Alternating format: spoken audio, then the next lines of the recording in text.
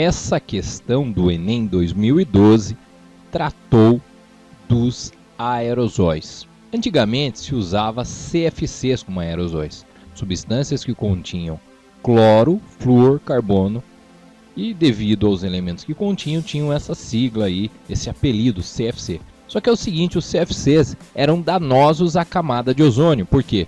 Veja a reação que ocorria aqui em duas etapas, onde o ozônio ia para o espaço. Então, você usava aqui embaixo o desodorante para tirar seu cheiro de sovaco, e esse negócio ia subindo, quando chegava lá na camada de ozônio, destruía a camada de ozônio. Então era melhor o seu cheiro de sovaco do que isso. Só que com o tempo, não só para desodorantes, tá? Todo o aerosol, tudo aquilo que você usa assim, que é de spray que você fala, então precisa de um gás propelente. E é isso, gente. Hoje se usa coisas que não são nocivas. Gases propelentes vão ter a mesma função de serem propelentes, só que não são nocivos. Esses gases são isobutano, butano e propano. Então, veja que o enunciado ele vai tratar de todo o assunto, e aí vem a pergunta. A finalidade da utilização dos gases no aerosol é substituir o CFC. Porque esses caras não reagem com a camada de ozônio e eles têm a mesma função de serem propelentes. Por isso, a alternativa A é a correta.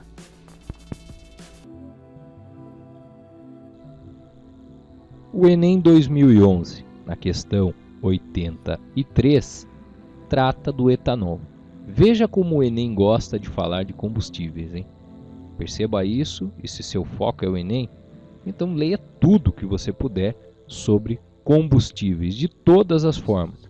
Tanto combustível, como também podemos falar aí de fontes geradoras de energia. É um tema que é predileto para o Enem na parte de Química. O enunciado deixa claro que para produzir etanol é preciso cana-de-açúcar. Você já sabia disso, mas ele traz uma informação aqui que provavelmente você não conhecia. Matéria-prima para a produção do etanol envolve a adição de macronutrientes como enxofre, nitrogênio, fósforo e potássio, que são os principais elementos envolvidos no crescimento de um vegetal. Isto vai causar um mal para o meio ambiente. O nitrogênio incorporado ao solo é transformado em nitrogênio ativo e vai afetar de que maneira? Então, procurando nas respostas, você vai encontrar aqui na letra C a seguinte opção: rios e lagos vão sofrer com a presença dos íons nitrato e amônio, que são solúveis em água. Então, pessoal, seria necessário para responder essa questão que você tivesse lido um pouco sobre química ambiental. Não precisa nem dizer, né? Os vestibulares estão cobrando muito isso, então procure ler sobre química ambiental. Tudo que tem a ver com o meio ambiente está na moda. Aqui não haveria outra maneira. Você tinha que saber que o ânion nitrato e o cátion amônio são íons muito presentes na agricultura, que são contaminantes quando chegam na água de rios e lagos, e aí você iria identificar a alternativa C.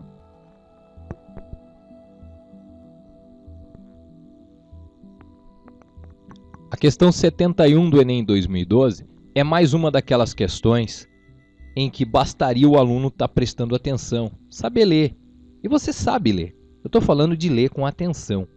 Tá? Olha só, você é um consultor. Tá? Você vai ajudar um país a descobrir a melhor maneira de produzir energia. Então, você vai olhar as características do país. Plano, chuvoso, com ventos... ventos com... O que você acha que o cara queria de você aqui? Pô, meu, você ouve falar todo dia disso na TV. Vento constante, você vai aproveitar esse vento para gerar energia a partir do vento. E isso se chama energia eólica. É lógico que a resposta estava em cima disso. Veja que esse país dispõe de poucos recursos hídricos. Não adiantaria fazer como o Brasil. né, buscar gerar energia a partir da água das hidrelétricas. Ele tem poucos recursos hídricos e não tem combustíveis fósseis, ventos constantes, energia eólica. Pelas características do país e por não gerar gases do efeito estufa nem resíduos de operação. Lógico, todo mundo quer uma fonte de energia bonitinha, que não produza nenhum gás estufa. E nesse caso aqui, bom também por causa disso. Só que se o país não tivesse ventos constantes e tivesse bastantes recursos hídricos, você ia ter que optar, como consultor lá do país, por energia hidrelétrica, né? Ia depender da situação. Resposta, letra E. Pessoal, o Enem 2012, ele foi muito legal com a prova de Química. Veja mais essa questão aqui. Ele fala dos tubos de PVC, que no fim da vida útil, tá, vão sofrer uma incineração, uma maneira de descartá-los, e isso vai liberar HCl. HCl você conhece, o cloreto de hidrogênio, né? Você também chama ele em solução aquosa de ácido clorídrico. Então vai ser necessário um tratamento nesse resíduo para que ele não se torne um poluente. Como é que a gente trata um ácido? Pô, lógico. Ácido, para ser extinto, precisa de uma base para neutralizar ele. Então você vai procurar uma solução básica. O problema aqui seria só você conhecer, né, pela leitura, saber aí qual dessas soluções apresentadas aqui, apesar de chamar água alguma coisa, não é água, né? É uma solução aquosa. Então, veja só.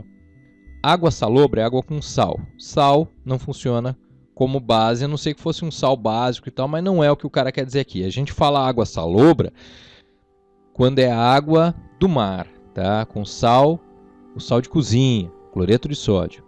Água destilada é a água com muito poucos sais minerais.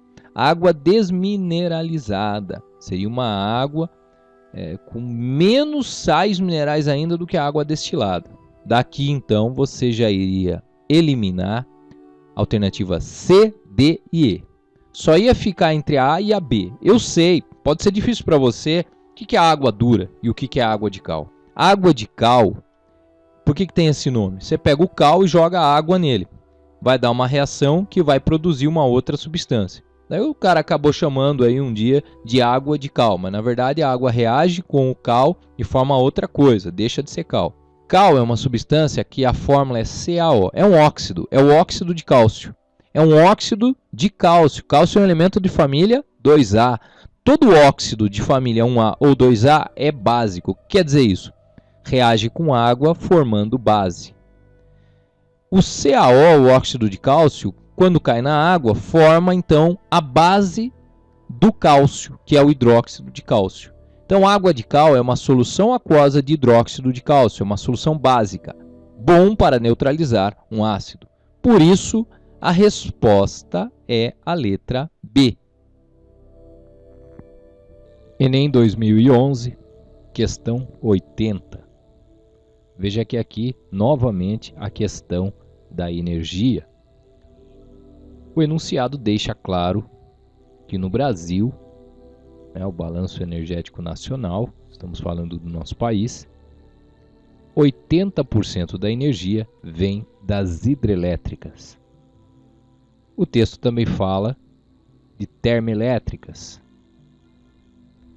O que nos importa aqui é atentar para o Brasil ter como fonte principal as hidrelétricas e atentar também para o fato, no final do enunciado, de que estudos indicam que as emissões de metano das hidrelétricas podem ser comparáveis às emissões de CO2 das termoelétricas.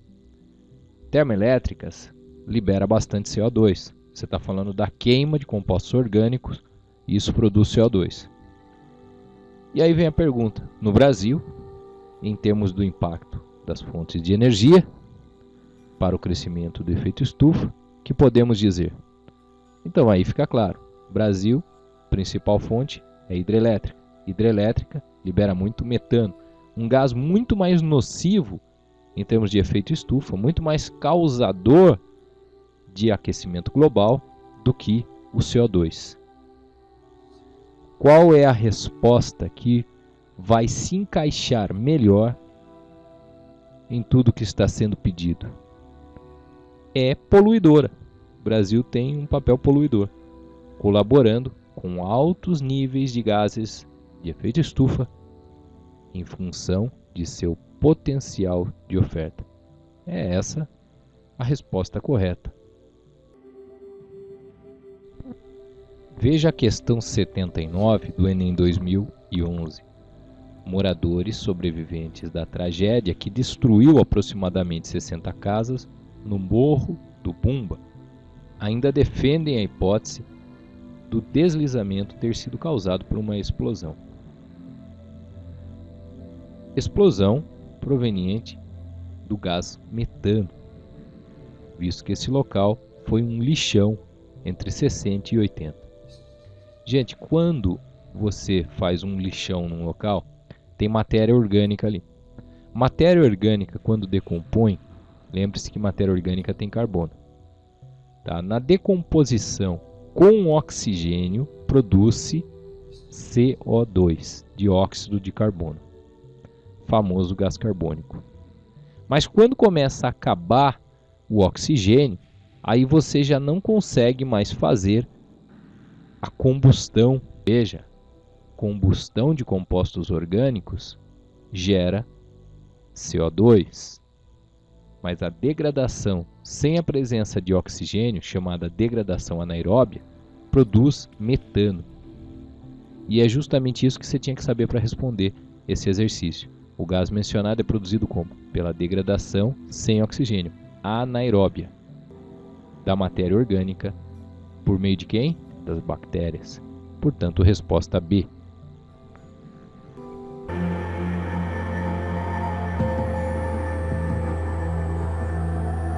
Bom estudo para você!